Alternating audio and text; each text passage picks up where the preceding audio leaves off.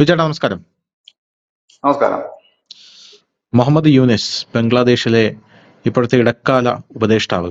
അദ്ദേഹം ചൈനയിലേക്ക് പോയിട്ടുണ്ട്. ചൈനയിലേക്ക് അദ്ദേഹം പോയപ്പോൾ അദ്ദേഹം ഒരുപാട് ഇന്ത്യക്കിട്ട് പണിയുന്ന ഒരുപാട് നിലപാടുകൾ ചൈനയിൽ എടുത്തിട്ടുണ്ട് എന്നാണ് മനസ്സിലാക്കാൻ സാധിക്കുന്നത്. ഈ ടീസ്ത കരാറുമായി ബന്ധപ്പെട്ട് അത് ചൈനയ്ക്ക് തീരെഴുതി കൊടുക്കാം എന്ന് ഈ യൂനിസ് പറഞ്ഞിട്ടുണ്ട്. ഈ തീസ്ത നദിയുമായി ബന്ധപ്പെട്ടുള്ള വിഷയമൊക്കെ വളരെ സെൻസിറ്റീവ് ആയിട്ടുള്ള ഇന്ത്യയുമായിട്ടുള്ള വിഷയങ്ങളാണ്. ഷെയ്ഖ് ഹസീന അവിടെ ഇരുന്നപ്പോൾ അതിൽ ഷെയ്ഖ് ഹസീന പോലും വളരെ വളരെ സെൻസിറ്റീവ് ആയിട്ടാണ് ഷെയ്ഖ് ഹസീന പോലും ഹാൻഡിൽ ചെയ്തിരുന്നത്. അതാണിപ്പോ നമ്മുടെ ശത്രു രാജ്യമായിട്ടുള്ള ചൈനയ്ക്ക് ആ നദിയോട് തീരെഴുതി കൊടുക്കാമെന്ന് ഇയാൾ പറഞ്ഞിരിക്കുന്നത്, ഈ മുഹമ്മദ് യൂനിസ്. അതോടുകൂടി നരേന്ദ്രമോദി മുഹമ്മദ് യൂനിസിനെ കാണാമെന്ന് പറഞ്ഞിരുന്നു. മോദി പറഞ്ഞു ഇനി കാണേണ്ട ആവശ്യമില്ല എന്ന് പറഞ്ഞിരുന്നു. അതിനുശേഷം ചൈനയിൽ പോയിട്ട് ഇയാൾ ഒരു പ്രസ്താവന ഇറക്കിയത്, ഈ ചൈന ഈ ബംഗ്ലാദേശിൽ വന്ന് ഒരുപാട് നിക്ഷേപങ്ങളൊക്കെ നടത്താം എന്നുള്ള ഒരു ഉറപ്പ് കിട്ടിയപ്പോൾ ഇയാൾക്ക് ഒരു ശ്വാസമൊക്കെ വന്നു. ഇയാൾ ഒരു പ്രസ്താവന നടത്തി, ഇന്ത്യ എന്ന് പറയുന്ന രാജ്യം ബംഗ്ലാദേശിന്റെ മേൽനോട്ടത്തിലാണ് അവരുടെ കപ്പലുകളെല്ലാം നമ്മുടെ ഈ കടലിലോട്ട് ഇറങ്ങുന്നത്, ഞങ്ങൾ പറയുന്നത് പോലെയാണ് അവർ കേൾക്കുന്നത് എന്നൊക്കെയുള്ള ഒരു ഇന്റർനാഷണൽ സമൂഹത്തിന് മുമ്പിൽ ഇന്ത്യ കൊച്ചാക്കുന്ന ഒരു പ്രസ്താവന അവിടെ ഇറക്കി. അത് ഇറക്കിയതിന്റെ അടുത്ത സമയം ഈ മ്യാൻമറിൽ നിന്ന് ചൈനയ്ക്ക് ഒരു വലിയ പണി, ഈ കാച്ചിൻ മേഖലയിൽ നിന്ന് ചൈനയ്ക്ക് ഒരു വലിയ പണി കിട്ടിയിട്ടുണ്ട്. അത് ഈ നമ്മുടെ ഈ ചില സിനിമകളൊക്കെ കാണൂലേ, ചില സിനിമകൾ കാണുമ്പോൾ ഈ മെയിൻ വില്ലന്മാരുടെ അടുത്ത് ചെന്ന് നിന്നിട്ട് ഈ ഡൂക്കിൽ വില്ലന്മാര് ഡയലോഗ് അടിക്കും. അതായത് അപ്പുറത്ത് നിൽക്കുന്ന അവനൊക്കെ ഞാൻ പറയുന്നത് പോലെ കേൾക്കുമെന്ന് ഡയലോഗ് അടിക്കും. ഡയലോഗ് അടിക്കുമ്പോൾ മെയിൻ വില്ലന്റെ ഏതെങ്കിലും ഒരു ഇപ്പൊ എമ്പുരാനിൽ തന്നെ അങ്ങനെ ഒരു സീനുണ്ട്. ഇപ്പോ കബൂഗ എന്ന് പറയുന്ന ഒരു വലിയൊരു ഡ്രഗ് കാർട്ടലിന്റെ ഒരു നേതാവുണ്ട്. ആ നേതാവ് ഈ ലോകം മുഴുവൻ ഈ മയക്കുമരുന്ന് വിതരണം ചെയ്യുന്ന ആളാണ്. അപ്പം മോഹൻലാൽ അയാളെ വിളിച്ചിട്ട് പറയും, കബൂഗ, അയാള് ബിയർ കുടിച്ചോണ്ടിരിക്കുകയായിരിക്കും, കബൂഗ ഇനി നീ ഇതുപോലെ പരിപാടി നടത്തിയാൽ എന്ന് പറഞ്ഞാൽ ഈ ഡ്രഗ് കാർട്ടലിന്റെ ഇയാളുടെ ഒരു മെയിൻ ആയിട്ടുള്ള ഒരു വില്ലനെ കൊല്ലും. വില്ലനെ മോഹൻലാൽ കൊല്ലും. വില്ലനെ കൊന്നിട്ട് അയാൾ ഈ കബൂഗയുടെ ചാരനായിരിക്കും. എന്നിട്ട് കബൂഗയെ ഡയറക്റ്റ് വിളിച്ചിട്ട് പറയും, ഇനി നീ ഇമാതിരി പരിപാടി നടത്തിയാൽ ഈ ബുള്ളറ്റ് നിന്റെ തലയിൽ ഇരിക്കും എന്ന് പറയും. അപ്പൊ കബൂഗ പറയും, വാട്ട് ബുള്ളറ്റ് എന്ന് പറയും. അപ്പൊ അയാൾ കുടിച്ചോണ്ടിരിക്കുന്ന ബിയറിനകത്ത് ഒരു ബുള്ളറ്റ് ഇങ്ങനെ കിടക്കുകയായിരിക്കും.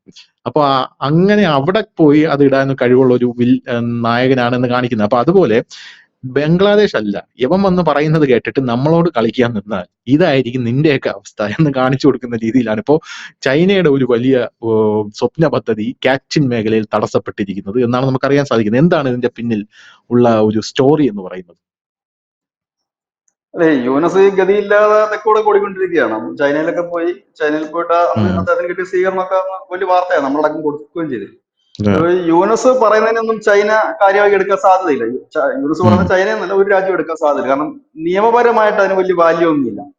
കാരണം യൂനസ് തെരഞ്ഞെടുക്കപ്പെട്ട ഒരു രാജ്യത്തിന്റെ പരമാധികാരിയോ അല്ലെങ്കിൽ ഭരണാധികാരിയോ ഒന്നും വാലിഡിറ്റി ഇല്ല അതിന്. അദ്ദേഹത്തിന് ഒരു ഇടക്കാല സർക്കാരിന്റെ ഉപദേഷ്ടാവാണ്. അതായത് ഇദ്ദേഹത്തെ കയറ്റിയിരുത്തിയിരിക്കുന്നത് തന്നെ പുതിയൊരു സർക്കാർ വരുന്നതിന് വേണ്ടിയിട്ടുള്ള ഒരു നയരൂപീകരണത്തിന് വേണ്ടി കയറ്റിയിരിക്കുന്നത് ഒരു ഉപദേഷ്ടാവ് മാത്രമാണ്.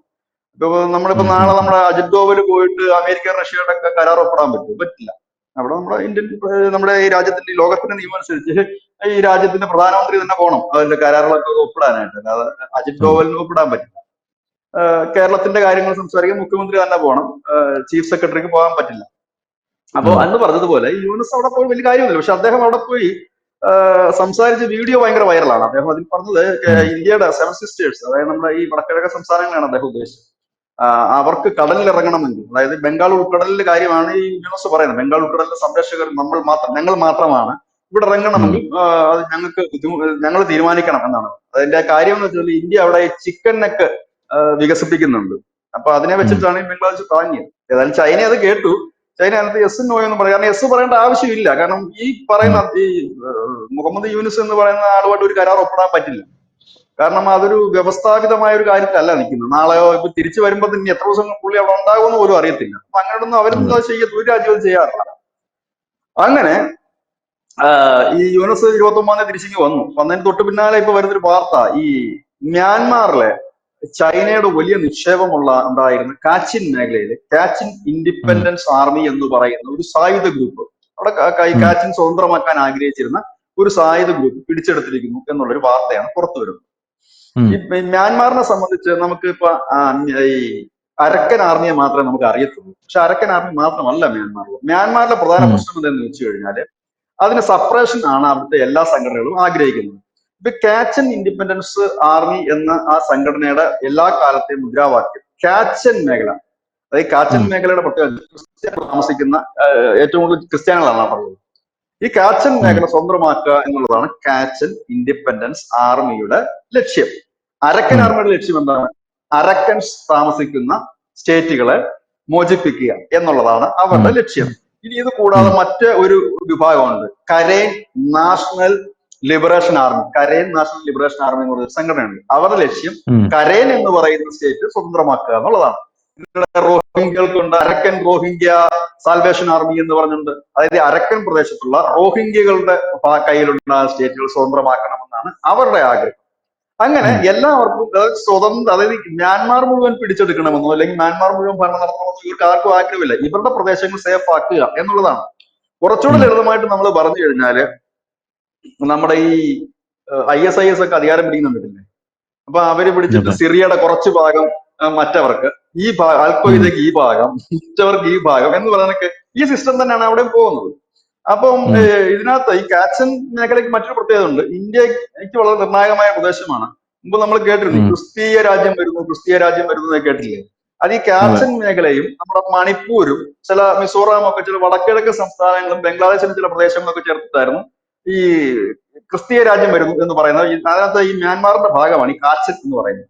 അപ്പൊ ഈ കാച്ചൻ മേഖലയിൽ അപൂർവ ധാതുക്കളുടെ ഒരു വലിയ ശേഖരമുണ്ട്. ഈ മ്യാൻമാർ എന്നൊക്കെ പറയുന്നത് വലിയ ധാതു സമ്പത്തിന്റെ കേന്ദ്രമാണ്. അപ്പൊ ഇന്ത്യ കുറെ നാളായിട്ട് ഇവിടെ ഒരു നോട്ടം ഇടുന്ന ഒരു സ്ഥലമാണ് ഈ കാച്ചൻ. എന്താന്ന് വെച്ച് കഴിഞ്ഞാൽ അവിടുത്തെ ഈ ധാതു സമ്പത്ത് കണ്ടിട്ട് തന്നെയാണ് നമ്മൾ നോട്ടം ഇടുന്നത്. അപ്പോ അവിടെ കഴിഞ്ഞ ദിവസം ഈ കാച്ചൻ ഇൻഡിപെൻഡൻസ് ആർമി അത് പിടിച്ചെടുത്തു. അതായത് അരാക്കൻ ആർമി മുമ്പ് ബംഗ്ലാദേശിന്റെ അതിർത്തി പിടിച്ചെടുക്കുന്നു എന്ന് പറഞ്ഞതുപോലെ തന്നെ കാച്ചൻ മേഖല കാച്ചൻ ഇൻഡിപെൻഡൻസ് ആർമി പിടിച്ചെടുത്തു. ഇതോടുകൂടി ചൈനയുമായിട്ടുള്ള വ്യാപാര ബന്ധങ്ങൾക്ക് നിലച്ചു. അതായത് ചൈനയെ ഒരു സമ്മർദ്ദത്തിലാക്കുക എന്നുള്ളതാണ് അവരുടെ ലക്ഷ്യം ഒന്നാമത്തേത്. കാരണം ഇത് ഇന്ത്യ നോട്ടമിട്ടിരിക്കുന്ന സ്ഥലമാണ്. ചൈന മാറിക്കഴിഞ്ഞാൽ പിറ്റേ ദിവസം ഇന്ത്യ പോയി കഴിഞ്ഞു, ഓൾറെഡി പോയി കഴിഞ്ഞു. ഇന്ത്യയുടെ ഖന കമ്പനികളിൽ നിന്നുള്ള ഉദ്യോഗസ്ഥന്മാർ ഓൾറെഡി കാച്ചിൽ എത്തിക്കഴിഞ്ഞു. അവരുമായിട്ടൊരു ട്രേഡിങ് വന്നു കഴിഞ്ഞാൽ നമുക്കത് കുറച്ചുകൂടെ ഗുണം ചെയ്യും. നമ്മളും ഇവിടെ ഇലക്ട്രിക്കൽ കാറുകളും വണ്ടികളും ഒക്കെ ഇറക്കുന്നുണ്ട്, നമുക്കത് കൂടുതൽ ഗുണം ചെയ്യും അവിടുത്തെ ധാതു സമ്പത്ത്. ഇത് നമ്മുടെ ആൾക്കാർ പോയില്ല. അപ്പം അവരുടെ മുദ്രാവാക്യം തന്നെ ബുദ്ധിസ്റ്റുകളുടെ കയ്യിൽ നിന്ന് ഞങ്ങളെ മോചിപ്പിക്കുക, ബുദ്ധിസ്റ്റുകളുടെ ഭരണം ഞങ്ങൾക്ക് അംഗീകരിക്കാൻ കഴിയില്ല. ചൈന ഒഫീഷ്യലായിട്ട് തന്നെ മ്യാൻമാറിന്റെ ജുണ്ട ഭരണകൂടത്തെ പിന്തുണയ്ക്കുന്നവരാണ്, ഒഫീഷ്യലായിട്ട് തന്നെ. അപ്പൊ അവർക്ക് ഇത് അംഗീകരിക്കാൻ കഴിയത്തില്ല.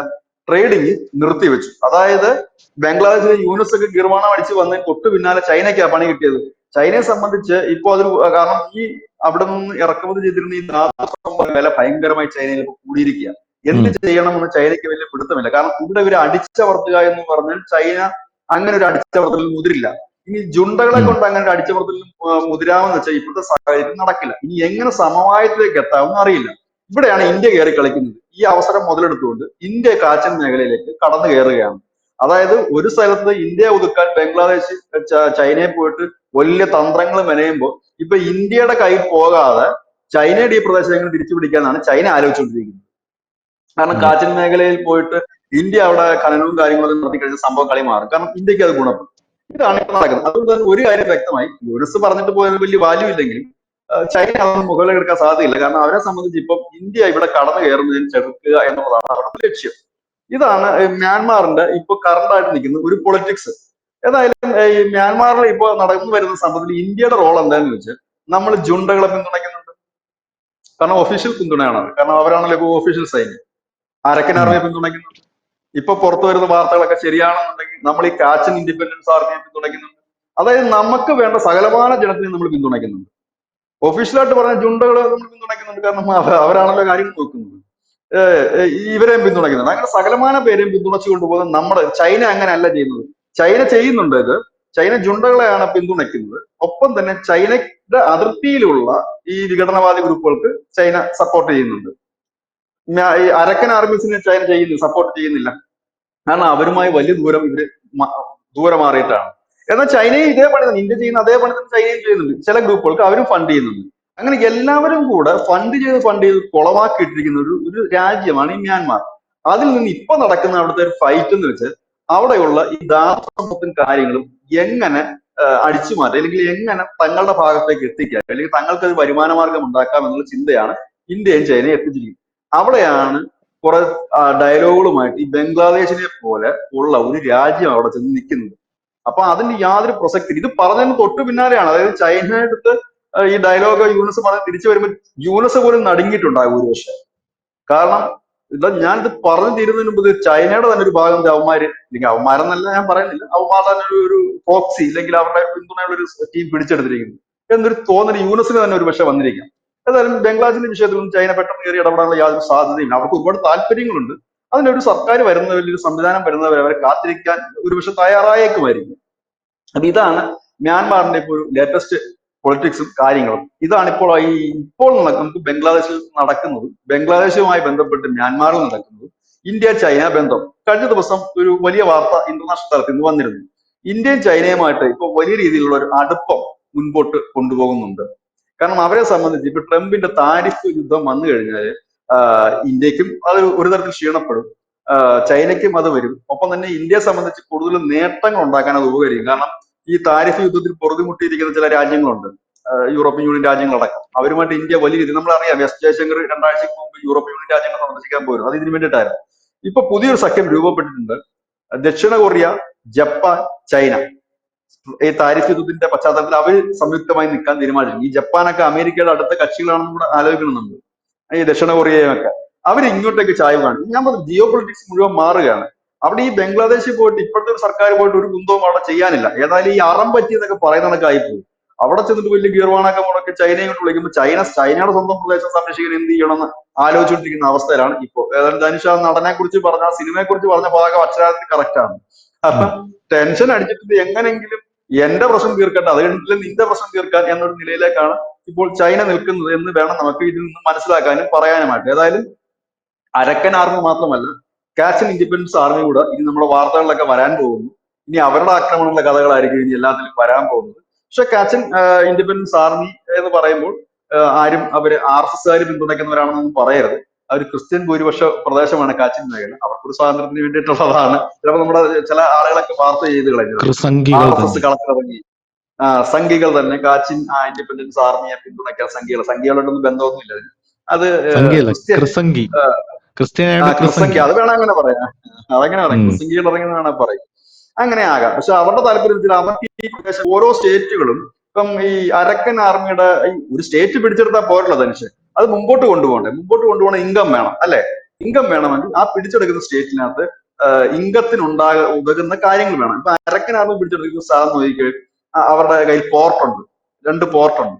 അപ്പൊ ഈ പോർട്ട് വെച്ചിട്ട് അവർക്ക് ജീവിതകാലം മുഴുവൻ മുമ്പോട്ടുള്ള ഇൻകം ഇന്ത്യയിൽ നിന്നോ ചൈനയിൽ നിന്നൊക്കെ മേടിച്ച് ചൈനയെ ഏൽപ്പിച്ചാലോ ഇന്ത്യയെ ഏൽപ്പിച്ചാലോ നിങ്ങൾ നടത്തിക്കും, അതിന്റെ ഇൻകം നിങ്ങൾക്ക് തന്നാൽ മതി. അപ്പം ഈ ഇവര് കാച്ചിൻ മേഖല പിടിച്ചെടുക്കുമ്പോൾ അവരുടെ ഇൻകം എന്താണ്? ഈ ധാതു സമ്പത്താണ്, ഖനികളാണ്. അത് ചൈനയ്ക്ക് കൊടുത്താലും ഇന്ത്യക്ക് കൊടുത്താലും ക്യാഷ് കിട്ടും. അപ്പൊ ഏതാണോ നല്ലത് ആ ക്യാഷ് എടുക്കുക എന്നുള്ളതാണ് അവരുടെ ലക്ഷ്യം.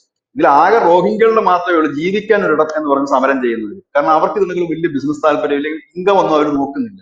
എങ്ങനെങ്കിലുമൊക്കെ ജീവിച്ചാൽ മതി, ഞങ്ങൾക്ക് കുറച്ച് സ്ഥലം ഈ അരക്കൻ പ്രദേശത്ത് വേണം. അതാണ് ഈ അരക്കൻ റോഹിംഗ്യ സാൽവേഷൻ ആർമി എന്ന് പറയുന്നത്. ഇത് കൂടാതെ അനവധി സംഘടനകളുണ്ട് അവിടെ. പിന്നെ ഇതിനെല്ലാം ഒന്നിപ്പിച്ച് കൊണ്ടുപോയി അധികാരം പിടിക്കാൻ നടക്കുന്ന ആർമി, പീപ്പിൾസ് ഡിഫൻസ് ഫോഴ്സ് എന്ന് പറഞ്ഞിട്ട് ഒരു സംഘടനയുണ്ട്. അവരെല്ലാരും കൂടെ ഒന്നിച്ചു കൊണ്ടുപോകാൻ നടക്കും. അങ്ങനെ ഇതിനകത്ത് സെപ്പറേഷൻ ഒരുപാടുണ്ട്. ഈ ബുദ്ധിസ്റ്റുകളുടെ ഇടയിൽ തന്നെ 2-3 സെപ്പറേഷൻസ് ഉണ്ട്. അതാണ് ഈ അരക്കൻസ് ഒക്കെ വരുന്നത്. ആ ബുദ്ധിസ്റ്റുകളുടെ തന്നെ ദേരാ ബുദ്ധിസ്റ്റുകളാണ് അവർ. അപ്പൊ അത് വേറെ അങ്ങനെ രസകരമായ ഒരു പൊളിറ്റിക്സ് ആണ് ഈ മ്യാൻമാറും വടക്കിഴക്ക് സംസ്ഥാനങ്ങളൊക്കെ നോക്കിക്കഴിഞ്ഞു. ഏതായാലും ഇതൊരു അറം പറ്റിയതുപോലെ ആയിപ്പോയി. ഇപ്പൊ കുറച്ച് പുതിയ ഡെവലപ്മെന്റ്സ് ഇതാണ് നമ്മുടെ ബംഗ്ലാദേശ് മ്യാൻമാറിനെ സംബന്ധിച്ച്. താങ്ക് യു ചേട്ടാ, താങ്ക് യു സോ മച്ച്.